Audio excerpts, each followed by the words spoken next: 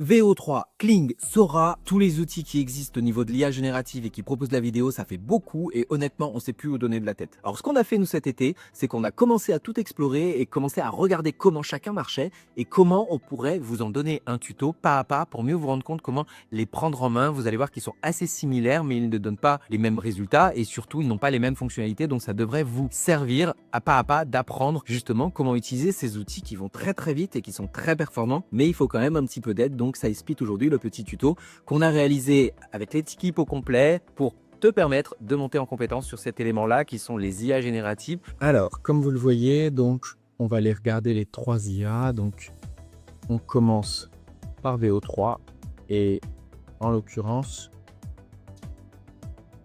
il vous faut aller le Lab AppFlow. Ici, vous voyez, vous avez de quoi ouvrir de nouveaux projets. Ici, texte vers vidéo, image vers vidéo, ingrédients vers vidéo. Donc le plus simple, c'est quand même de faire un prompt et de générer du texte directement d'un prompt. Alors je vais vous montrer après comment je peux faire en deuxième partie pour générer un super prompt. Là, en l'occurrence, je vous l'ai préparé d'avance en JSON directement, qui est le format de prompt qui va permettre à VO3 de bien comprendre comment générer la vidéo. Et là, on lui met un petit peu de la même manière comme on a montré dans toutes les formations jusqu'à présent. Il y a un élément très sous forme de tiroir.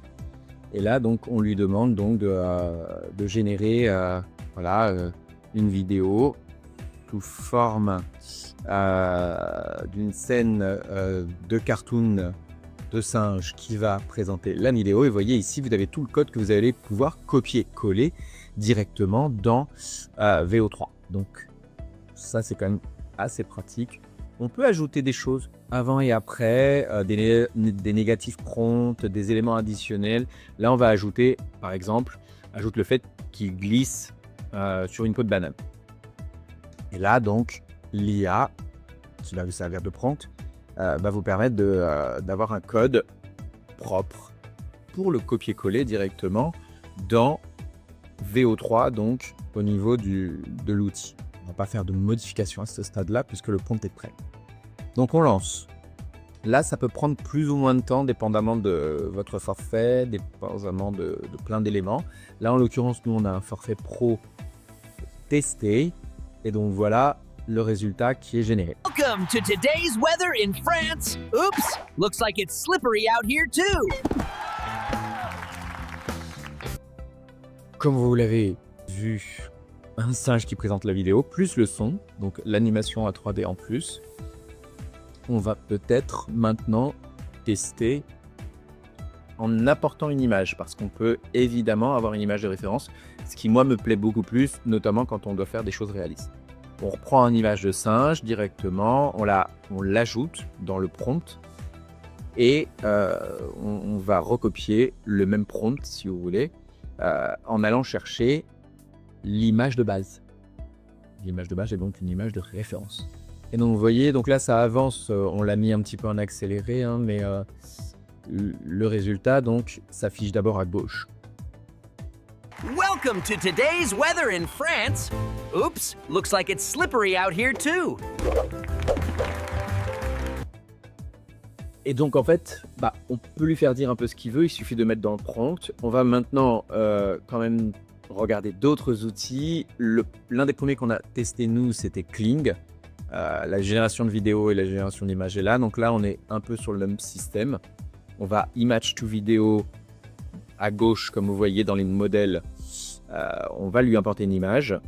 Et l'image en question, de la même manière, on va pouvoir lui décrire au niveau du prompt les éléments qu'on veut que la vidéo produise. Donc on peut y ajouter des effets sonores comme vous pouvez voir ici. On peut aussi ajouter, comme je l'ai dit tout à l'heure, des negative prompts, c'est-à-dire des choses qu'on ne veut pas qui apparaissent dans la vidéo. On peut choisir le timing et le nombre de générations. Donc là, pour l'instant, vu qu'on est en forfait standard, on est sur un élément de base. Mais on n'a rien mis dans le prompt pour le coup. Donc en fait, notre aigle va juste s'envoler puisque c'était un aigle de base et on n'a pas fait un énorme prompt. On peut tester bien sûr avec d'autres images, d'autres styles, d'autres éléments. On va, pour terminer quand même notre tuto et notre comparatif, regarder Sora cette fois-ci. Donc là, on est dans ChatGPT. Vous voyez en bas, contrairement à ailleurs où on est plus sur la gauche, en bas, on peut choisir les éléments qui vont nous permettre de choisir. Donc que ce soit la façon dont ça va ressortir, les presets, le timing. Pour cela, on va de nouveau générer un prompt optimisé directement pour Sora. Et donc on lui dit qu'on est un expert de prompt sur Sora, bien sûr. Là j'accélère bien sûr parce que sinon ça va prendre d'autres bombes. Le dernier usage que je vais vous montrer, qui reviendra à VO3, je le ferai de manière plus lente pour que vous vous rendiez compte aussi qu'on peut facilement le faire avec des vocaux. Moi j'aime bien faire des prompts avec des vocaux. Donc donnez quand même le maximum de détails dans votre prompt, comme ça vous aurez le plus d'informations possible. Hop, on copie-colle comme d'habitude un prompt, on fait create vidéo, bloom. Ça va l'ajouter dans le fil. Il suffit en haut d'aller chercher la vidéo derrière, donc là il va en générer 2. Souvent dans le prompting, il y a la possibilité de choisir le nombre de vidéos à générer. Là il nous a généré donc 2 vidéos avec ce rendu là.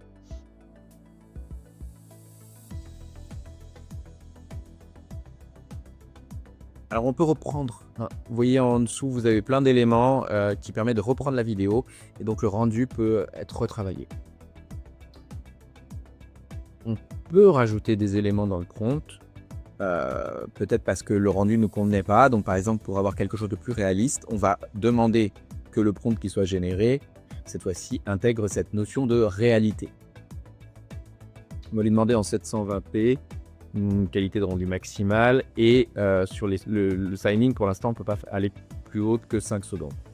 Alors je dis bien pour l'instant parce qu'on n'a pas une version payante, on ne peut pas payer pour tous les outils non plus. Et donc voilà le rendu final avec des éléments réalistes. Vous voyez c'est plutôt propre et il y a cet effet de mouvement qui est intéressant qu'on pouvait déjà avoir dans Ping. Et le second est d'ailleurs me paraît déjà un peu plus satisfaisant. On peut donc pour toute vidéo aller les télécharger à cet endroit-là pour directement les obtenir sur son ordinateur. Pour terminer, je vais vous montrer comment est-ce qu'on peut prompter cette fois-ci VO3 mais sur Leonardo. Et je vais vous montrer quand même un élément qui montre que ça demande quand même encore aujourd'hui d'être en itération, c'est-à-dire de travailler avec eux, parce que j'ai voulu travailler sur une photo qui était déjà la mienne. Avant de vous montrer le résultat, regardez, en l'occurrence, je lui demande cette fois-ci à ChatGPT de me générer un prompt pour Leonardo qui va convertir une photo en vidéo. Donc là, c'est une photo qui est déjà existante et que j'ai. Pour la conserver au complet, juste lui donner un effet de mouvement, que ce soit un zoom in zoom out, ce qu'on fait beaucoup en montage, ou un léger mouvement des gens dans la photo, mais que la photo reste le plus réaliste possible. Et là, vous voyez, il me propose quelques éléments de prompting que je vais pouvoir copier-coller. Alors, j'ai déjà fait le test avant d'arriver ici, et là, c'est une catastrophe. Regardez ici le résultat pour Leonardo. Alors, Leonardo intègre déjà cette notion de vidéo. Pourquoi j'ai pris Leonardo? Parce que Leonardo, on le paye et on a aussi Nano Banana qui est apparu sur Leonardo. Donc, c'est ultra performant au niveau visuel. Au niveau vidéo, là, ça ne me convient pas du tout, ni dans le premier élément, ni dans le deuxième. Vous voyez, où on est complètement en distorsion. Ici, on a 10 ans de plus. Et là, c'est juste un effet de lumière, donc ça ne me convient pas. On va faire un deuxième test puisque ChatGPT nous a proposé d'autres éléments et il nous avait prévenu. Et je suis habitué avec Leonardo, ça n'est pas fiable à 100%. Enfin, en tout cas, c'est beaucoup en itération, donc il faut rechercher de plus en plus. Négatif prompt, je vais lui copier-coller ce code et lui dire, en fait, là-haut, puisque le prompt reste toujours dans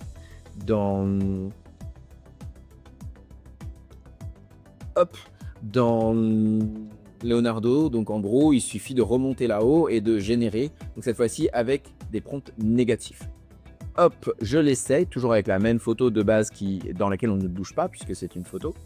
Voilà. Et j'ai demandé juste un 5 secondes avec ces éléments-là. Alors, par contre, comme j'ai en manque 4, c'est peut-être un peu beaucoup. J'aurais pu commencer par 2. Là, en termes de qualité, vous voyez, je ne lui ai pas demandé grand-chose et j'ai demandé que ce soit rapide. Ici, Leonardo a beaucoup de différentes options de mode de finale visuel. Vous voyez, lumineux, vous avez beaucoup de choses. Donc c'est peut-être ça aussi qui fait qu'en fait ça nous plaît pas, c'est que c'est pas assez proche de l'aspect réaliste. Mais bon, là il est déjà lancé, on va l'essayer comme ça et comme je vous dis, c'est en testant qu'on pourra faire. En l'occurrence, pour Leonardo, c'est allé assez vite quand j'ai fait les demandes. Tiens, voilà un premier.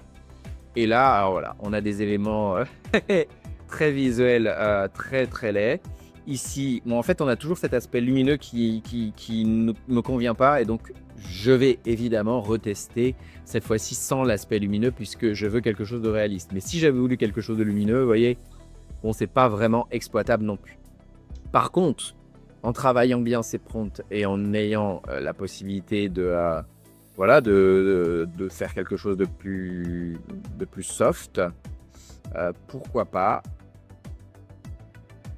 Ouais, alors il y a quand même un petit problème au niveau des yeux et pas mal de distorsion quand même, qui est peut-être dû au fait qu'on soit en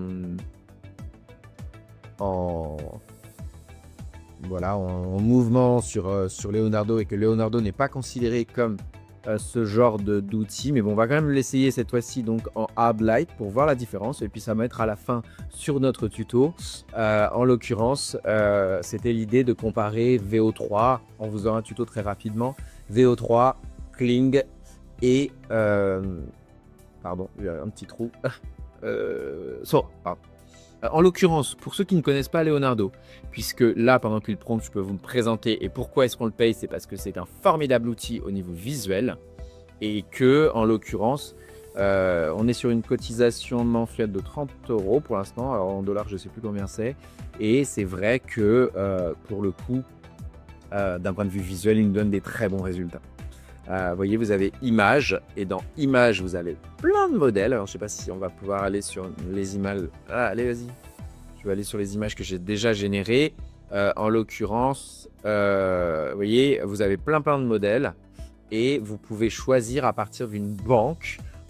Idéogramme, on l'utilisait l'an dernier, c'était assez top. Vous avez Nano Banana qui vient d'arriver aussi, puisque ça a été lancé sur Google, et tout ça est inclus dans la version qui est celle qu'on regarde aujourd'hui. Et donc sur Leonardo, donc j'ai cette option d'utiliser un autre outil de générateur de vidéos. J'ai juste un doute de mémoire. VO3 est arrivé sur Leonardo puisque je pense qu'ils nous l'ont présenté, mais j'ai un petit doute. Mais je pense que c'est VO3 quand même.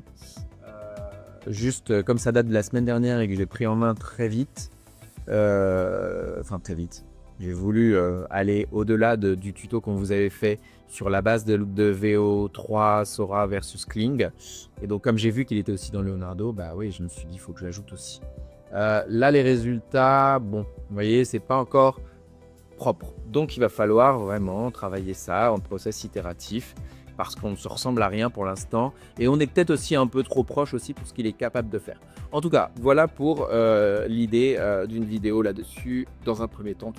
Voilà, j'espère que cela aura été utile. Je vous rappelle, je suis Cyril Thiens, je suis coach et formateur en développement commercial, digital et évidemment en marketing depuis maintenant une vingtaine d'années. J'interviens également dans des écoles de commerce et de communication. Et comme tu le sais déjà, peut-être, j'ai créé le programme Alpha que je t'invite à aller découvrir, qui est un accompagnement pas à pas qui t'apprend à faire les choses pendant 12 mois avec nous dans des coachings collectifs ainsi que des canaux directement sur WhatsApp pour toutes les questions et donc les réponses qu'on pourrait te fournir directement à mon équipe ou moi de manière régulière.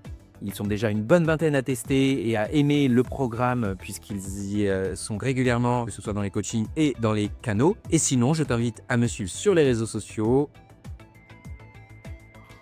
Et comme d'habitude, je te dis à très vite pour de nouvelles aventures et abonne-toi!